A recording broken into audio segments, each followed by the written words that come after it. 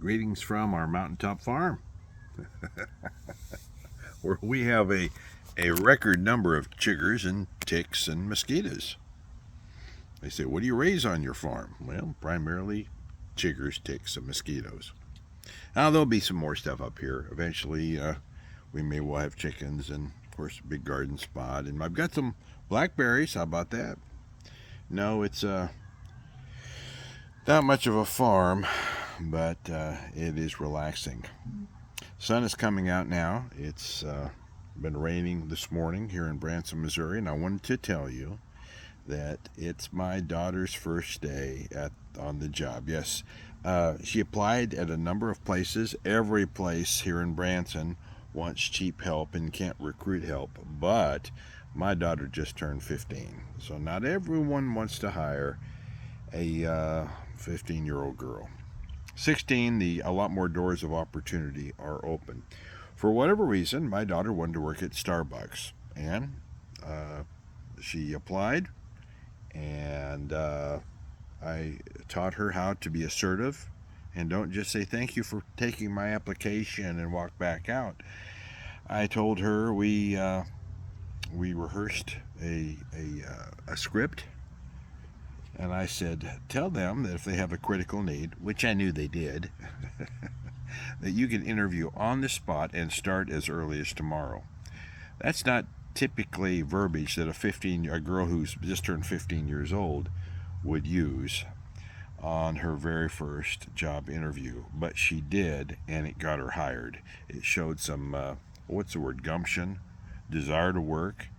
There's a Facebook page called Branson Buzz, and there's several of them where people in this community will just kind of compare notes. Most of this stuff, because this is a tourist area that you'll read about on the internet, or it's all based around tourism and all the wonderful things that there are to do here, and that it's a wonderful place, and it is a wonderful place. Lord knows I live here, but it's not quite as perfect as the people who are promoting the area as a tourist destination might have you to believe. There are shootings, there are drugs, there's a homeless population, there's an incredible, I think I heard figures that 30% of our school children here are transient, and that they may start school, but they probably won't finish out the school year and they leave. It has to be an incredible challenge for the educators and the administrators here. So anyway, there are wonderful things about here. I'm glad to be down here, but like every place else, it has its negatives as well. But anyway, here in Branson, and on these type of community exchange of information Facebook pages, they're saying managers and hiring managers and business owners are remarking and sharing their experiences as to how many people will apply and they get the interview, and then they just won't even show up for the interview. They must have not wanted to work that bad. You hope that when you hire them, they'll at least show up for one day of work and get one payday. Oh no, some of these people won't even show up for the interview. And then, of course, the other side of it is those that do show up for the interview and they're hired. For instance, I was at Lowe's yesterday, and I was talking to one of the ladies that works there. She's been there about 6 months. If you know anything about Lowe's, they have a workforce, I think, at every store that's pretty transient. They don't do a wonderful job of retaining help. They're constantly recruiting, but for whatever reason, I've got my thoughts, they don't do a good job of retention and keeping their help. But she said that in the 6 months that she'd worked there, 20 or 30 people have been hired, and they come for one day or 2 days, and they never come back. Maybe they won the lottery. Who knows? There's got to be some reason why they would take the time to apply. They would take the time to come to the interview, maybe 2 interviews, who knows. They would get the job, and then they come for, they agreed on the rate of pay, and they know what the store is all about. Lowe's is no big secret. They come for one day and never come back again. These are not teeny bopper kids. These are grown, as people say, grown-ass adults. These are adults that Who knows what the problem is there? The sky's the limit, whether it be psychological problems or chemical dependency or all the above, or laziness or whatever, who knows. But I'm so proud of my daughter that she had the confidence after we rehearsed her little phrase. If you have a critical need, I can interview on the spot, and I can start as early as tomorrow. She was hired like that because of that remark. So, kind of pat old dad on the back. Lord knows I've interviewed for lots and lots of jobs in my lifetime. I'm not even ashamed of it. I'm not. Let me tell you a little bit more. I was born in January of 60. So I grew up in the 60s and the 70s. I come from that world, my formative years, where I still remember people, they get out of high school or college or, and they went to work for a company, and then they worked there for 45 years, and then they had a big party for him and gave him a gold watch and said, thank you for your service, and they had a pension. Boy, those days are gone. Those things don't happen anymore. Let me tell you about my world. Now, as far as me being, I have had my own businesses, but as far as me being an employee of someone else, it was primarily after I became a nurse. We'll go from I became a nurse at age 31. So let's go from my life, age 31, till the end of my work life, which was 56, thereabouts. I became disabled at that age. But I worked for a lot of places, and I did a lot of things. And whereas old school thinking may take the opinion that I job hopped, let me tell you how it works in that industry. You can agree to a rate of pay. God, the sun is screwing up my lighting. How's that? It ain't better put the camera off to the side. You can agree to a rate of pay, and within the first year or two, you find out that people with less experience, less education, and are less skilled are being hired in for more than you make. That's true. And so if you talk to your management about it and say, hey, we'll use the word, the number 20. I didn't make that much when we first started off as nursing, but I was making much more than that when I had to leave that field. Let's just use $20 an hour because it's a nice round number. Let's say they hired me at 20 and I worked there a year, and after 1 year they gave me 1.5% raise. Yes, those pathetic raises actually happened, which means, and inflation was higher than that even for those years, which means that after you had your raise, in terms of buying power, you're actually making less money. However, then you find out new hires are being brought in at $23 an hour. So you go to your management and say, hey, these are relatively new nurses. They've been out of school maybe a year, some of them less than a year, and they're making more than me. And I have all this work experience, all these certifications, and I've been a nurse for 10 years, however long it may have been at the time. These are real conversations I had with management. And they said, well, you're lucky, we're all lucky to have a job. That's always the word, you're just lucky to have a job. I never bought that, not in my field. Everyone always wanted to hire me, and if you were good, and if you had skills and cared about your job, you didn't have to feel so grateful that they gave you a job. I never took that opinion.